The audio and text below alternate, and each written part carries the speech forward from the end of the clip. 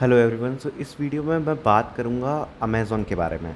और अमेज़ॉन का मैं इंटरव्यू एक्सपीरियंस शेयर करने वाला हूँ। किसका इंटरव्यू एक्सपीरियंस? मेरा इंटरव्यू एक्सपीरियंस मैं शेयर करने वाला हूँ।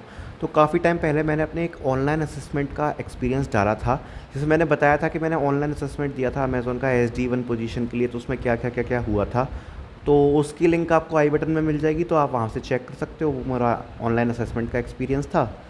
फिर हुआ क्या, जब मैंने ऑनलाइन असेसमेंट दिया था तो मैंने आपको पूरा बता ही दिया था मेरा कैसा कैसा गया था। तो उसके बाद क्या हुआ कि मुझे लगभग 3 महीने बाद रिक्रूटर की तरफ से कॉल आया कि आपका वो वाला टेस्ट क्लियर हो गया था, तो अब हम आपका इंटरव्यू शेड्यूल करना चाहते हैं। तो 3 मंथ मतलब काफ़ी बड़ा टाइम होता है। तो अब हुआ क्या, तो 3 महीने बाद सडनली कॉल आया। और करंटली मैं किसी कंपनी में अभी वर्क कर ही रहा हूँ, डेलॉयट में मैं वर्क कर रहा हूँ। तो वहाँ पे मतलब ये प्रॉब्लम हो गई कि अगर अभी मैंने मतलब किया है अगर, तो मैं थोड़ा-सा भूल गया था कि मतलब डेटा स्ट्रक्चर्स वगैरह मतलब इतना मैं रिवाइज़ नहीं कर पा रहा था, क्योंकि मैं करंटली भी किसी ऑर्गेनाइजेशन में अभी काम कर रहा हूँ। तो 3 महीने बाद ये आया तो ठीक था, मतलब मेरा थोड़ा बहुत दिमाग में चीज़ें थी। तो मैंने बोला ठीक है। फिर उनने इंटरव्यू शेड्यूल करने की पूछी, तो उनने बोला कि अगले सप्ताह आपका इंटरव्यू होना है। तो मैंने बोला ठीक है। तो अगले सप्ताह मेरा इंटरव्यू शेड्यूल हो गया और मेरे पास 4-5 दिन थे पढ़ने के लिए। अब 4-5 दिन में क्या हुआ कि मैंने पढ़ लिया अपना, मतलब जितना भी था डेटा स्ट्रक्चर के, मतलब मैंने इंपॉर्टेंट क्वेश्चंस रिवाइज़ कर लिए। अगर मैं सही बताऊं तो मैंने स्ट्राइवर के जो 180 वाले क्वेश्चन हैं वो मैंने देख लिए, क्योंकि मुझे लगा कि स्टैंडर्ड क्वेश्चन है, इन्हें एक बार देख लेता हूं। तो वो मैंने गो थ्रू कर लिए थे। लगभग तीन तीन दिन में मैंने पूरे गो थ्रू कर ली थी वो 180 क्वेश्चन वाली शीट। ठीक है। तो ये मैंने प्रिपरेशन किया था और एक दिन मैंने बिहेवियर क्वेश्चन वगैरह प्रिपेयर कर लिए थे। तो उनने क्या किया था, उनने बोला था मेरे 2 इंटरव्यूज़ होंगे और उसके बाद फिर और इंटरव्यूज़ वगैरह डिसाइड होंगे अगर आप इनमें सेलेक्ट होते हो। तो मेरे 2 इंटरव्यूज़ थे। ठीक है। तो एक शेड्यूल हुआ था रात को 8:30 से 9:30, और एक उसी के अगले दिन सुबह 8:30 से 9:30। तो अब मैं इंटरव्यू में घुसता हूँ, इंटरव्यू बताता हूँ कि कैसा हुआ। तो मैं बैठ गया इंटरव्यू देने। तो जो 8:30 रात वाला इंटरव्यू था, उसमें टोटल 2 लोग थे। एक फॉरेनर थे जो मैनेजर थे, और एक SD2 थे। ठीक है, वो इंडिया के थे। तो 2 बंदे थे उसमें। तो वो स्टार्ट हुआ इंटरव्यू। तो सबसे पहले स्टार्ट कैसे हुआ कि उनने अपना इंट्रोडक्शन दिया, और फिर उनने मुझसे मेरा इंट्रोडक्शन भी नहीं लिया, उनने केवल अपना ही इंट्रोडक्शन दिया। और अपना इंट्रोडक्शन देने के बाद उन्होंने मुझसे बिहेवियर क्वेश्चन पूछे। ठीक है। तो अमेज़ॉन में जब मैं जा रहा हूँ तो मैंने सुना था यार कि बिहेवियर क्वेश्चन प्रिपेयर करना है, लेकिन ये तो या तो मेरा एक्सपीरियंस था या जाने मुझे नहीं पता। लेकिन इतने बिहेवियर क्वेश्चन मुझसे पूछे गए थे ना दोनों इंटरव्यूज़ में, मैंने एक्सपेक्ट भी नहीं किया था।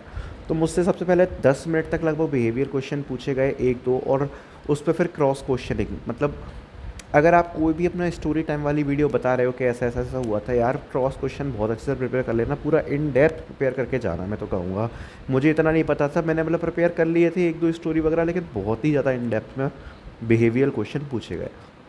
तो शुरू के लगभग 10-15 मिनट बिहेवियर क्वेश्चन वगैरह चले। ठीक है।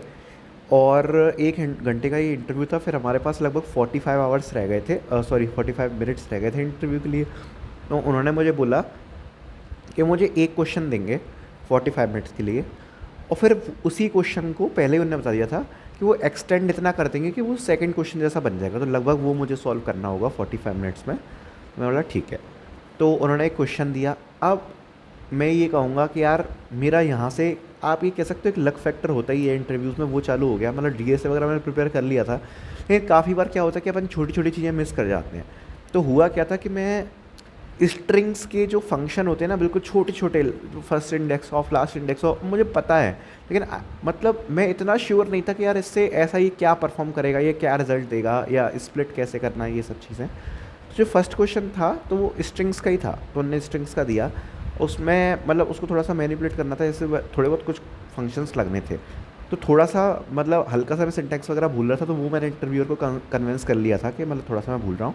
बाकी मैंने लॉजिक वगैरह लगा के वो क्वेश्चन सॉल्व कर दिया। मतलब पहले मैंने लॉजिक डिस्कस किया, और लॉजिक डिस्कस करने के बाद इंटरव्यूअर सेटिस्फाई हो गया, तो फिर मैंने वो क्वेश्चन का कोड कर दिया। ठीक है। फिर उसके बाद मेरे कुछ एक आध एज केस मिस हो गए थे, जो इंटरव्यूअर ने पॉइंट कर दिए कि ये वाला एज केस आपका मिस हो गया है, तो आप सोच लो कैसे टैकल करोगे। तो वो मैंने सोच के वो भी कर दिया कोड। ठीक है। उसके बाद क्या हुआ कि उस क्वेश्चन को उन्होंने एक्सटेंड कर दिया जैसा उन्होंने पहले बताया था। फिर एक्सटेंड करना, जब उन्होंने एक्सटेंड किया तो बस हमारे पास रह गए थे 10 मिनट करीब रह गए थे। तो एक्सटेंड करने के बाद थोड़ा-सा उनने मेरे से अप्रोच पूछी और कुछ केसेस के मतलब कोड करवा लिया और बाकी के उनने मतलब मेरे से डिस्कस कर लिया, केवल ऐसे ही मतलब थ्योरेटिकली डिस्कस कर लिया केस वगैरह। तो वो हो गया था मेरा ये फर्स्ट इंटरव्यू। तो मुझे लगा कि मेरा मतलब ठीक-ठाक गया है, मतलब मैं ये नहीं कहूँगा कि बहुत ज़्यादा सुपर गया है, क्योंकि मैंने कुछ एज केस छोड़ दिए थे।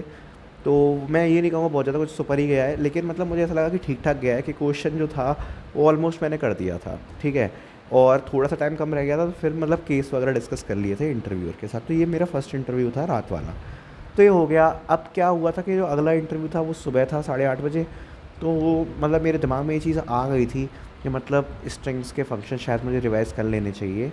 इसमें तो इतने यूज़ नहीं हुए, या हो सकता है कि कल का जो इंटरव्यू हो उसमें ऐसा कोई क्वेश्चन आ जाए यार कि जिसमें बहुत ज़्यादा यूज़ करने पड़े। लेकिन उस दिन यार बहुत ज़्यादा थक गया था, क्योंकि मैंने कंपनी का भी काम किया था, तो मैं नहीं कर पाया। मतलब छोड़ो यार, आराम बहुत ज़रूरी है, वरना मालूम पड़े कि कल नींद ही नहीं खुले, सुबह सुबह 8:30 बजे का इंटरव्यू है। मैं सो गया। मैंने बोला छोड़ो, जो होगी तो देखा जाएगा, ठीक है।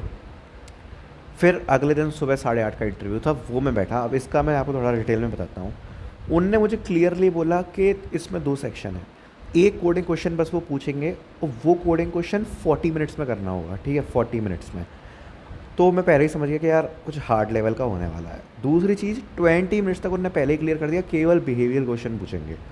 और भाई जो उन्होंने बिहेवियर क्वेश्चन मुझसे पूछे हैं ना, वो 20 मिनट्स, मैं मतलब मैंने एक्सपेक्ट नहीं किए थे, इतने डेप्थ में घुस गए पूरी कंपनी में। आर्किटेक्चर जैसे मैं कुछ सिचुएशंस बता रहा था कि मेरी का, उन्होंने पूछा कब ऐसा हुआ है कि जब डेडलाइंस नहीं मीट करे हो, मैनेजर्स के साथ डिसएग्रीमेंट। तो ये तो नॉर्मल बिहेवियर क्वेश्चन है। जब मैंने बताया कि इस पॉइंट पर मैंने डेडलाइन मिस करी थी, तो वो पॉइंट क्या कोड बेस था, क्या डेटा था, कैसे चल रहा था, क्या आर्किटेक्चर था, पूरा मतलब इतना इन डेप्थ घुस गए ना बिहेवियर में।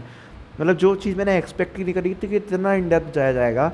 मतलब मैं आपसे कहूँगा कि सबसे इम्पोर्टेंटली अगर आप अमेज़ॉन के इंटरव्यू में जा रहे हो, भाई बिहेवियर क्वेश्चन बिल्कुल तगड़े प्रिपेयर करके जाना, बिल्कुल तगड़े। तो समहाउ मैंने अच्छे से मैनेज कर लिए थे, 20 मिनट्स बिहेवियर क्वेश्चन में लग गए। फिर बचे थे 40 मिनट्स। अब 40 मिनट्स में मैं आपको बताता हूँ कि क्या हुआ, इसमें मैं क्वेश्चन भी बताऊँगा आपको। तो उन्होंने मुझे क्वेश्चन दिया, ठीक है।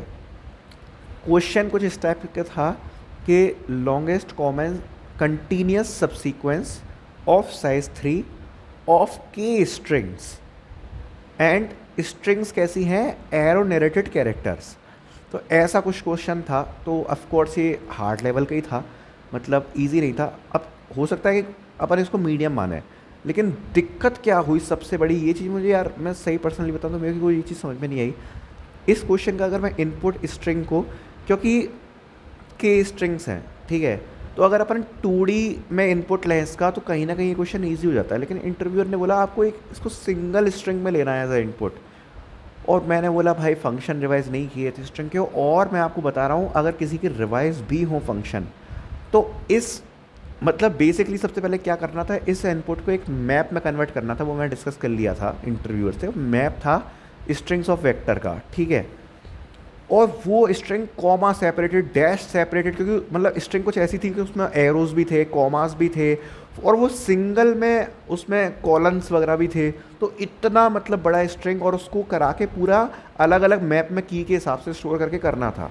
मैंने बोली भाई गए गए, मतलब ना तुम्हें फंक्शन आते ना तुमने पढ़े ढंग से, तो ये क्या हो गया। और उसके बाद जो करना था कि मतलब लॉन्गेस्ट कॉमन सबसीक्वेंस निकालना था ऑफ साइज 3 ऑफ के स्ट्रिंग्स। तो वो अप्रोच मेरे दिमाग में बिल्कुल क्लियर थी, और कोड भी बिल्कुल क्लियर था कि ये ऐसे ऐसे हो जाएगा।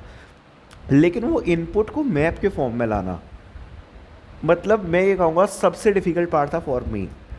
तो कहीं ना कहीं वही मिस्टेक हुई कि मैं कोशिश करता रहा, थोड़ी बहुत इंटरव्यूअर से हिंट भी ली, लेकिन एंड ऑफ द डे मतलब मैंने काफ़ी कोशिश कर ली, लेकिन वो मेरे पे नहीं हो पाया, वो मैप बिल्ड नहीं हो पाया, ठीक है। तो मैंने इंटरव्यू को बोला कि लास्ट में बोला जब 10 मिनट्स रह गए थे, कि मैं ऐसा सपोज़ कर रहा हूँ कि ये मैप है मेरे पास, मैंने ये कोड लिखा है, उसमें स्प्लिट एक आध मैंने फंक्शन लिख दिया, मेरे पास मैप रेडी है। अब मैं आगे का कोड कर देता हूँ जिसमें अपन को सब सीक्वेंस निकालने हैं ऑफ साइज 3 ऑफ के स्ट्रिंग्स। तो वो मैंने सही कर दिया कोड, उसमें इंटरव्यूअर भी सेटिस्फाई था कि मतलब सही कोड किया है। लेकिन वही जो मैप बिल्ड करना था स्ट्रिंग्स का, आप बैड लक कह सकते हो यार कि स्ट्रिंग के फिंक्शनली रिवीजन नहीं किए थे, और उसी पे मतलब इतना मतलब हार्डेस्ट लेवल का क्वेश्चन दे दिया कि वो बिल्ड करने के लिए। तो वो चीज़ एक खटक गई यार, मैं क्या बोलूँ उस बारे में। होता है लक, कभी कभार बुरा होता है, या फिर मैं कहूँ कि आप अगर 95% भी प्रिपेयर करो तो कभी बार ऐसा होता है कि वो जो 5% रह गया ना, वहीं पर आपका लक खेल जाता है। तो वही कुछ मेरे साथ हुआ, लेकिन it's definitely a very very good experience यार, बहुत ही ज़्यादा एक्सपीरियंस है। मैं आपको बता रहा हूँ, अगर आप इंटरव्यू में जा रहे हो ना, ये सब चीज़ें ठीक है, एक्सप्लेनेशन स्किल, बिहेवियरल क्वेश्चन और कंटिन्यूसली कॉन्फिडेंटली स्पीकिंग, ये मेन चीज़ है जो आपको रखनी चाहिए। अभी मुझे रिजल्ट नहीं पता मैं रिजेक्ट होऊंगा सेलेक्ट होऊंगा, वैसे मेरे हिसाब से तो शायद रिजेक्ट ही होऊंगा इस चीज़ की वजह से। मैं अभी तक रिज़ल्ट तो नहीं आया है, ठीक है, अभी 1 वीक भी नहीं हुआ पूरा जब मैं वीडियो शूट कर रहा हूँ। तो ये मेरा टोटल एक्सपीरियंस था और डेफिनेटली वर्थ एक्सपीरियंस। ऐसा नहीं है कि मतलब मैं कुछ डिसअपॉइंट हो गया, निराश हो गया, डेफिनेटली दोबारा ट्राई करेंगे, दोबारा ट्राई करेंगे, जब तक नहीं हुआ तब तक ट्राई करेंगे, ऐसा कुछ नहीं है। क्योंकि कोई यार कितना भी बड़ा एक्सपर्ट बना रहा है, हो जाती है सबसे मिस्टेक, और हमेशा एक लर्निंग फेज़ आपकी लाइफ में चलता ही रहता है।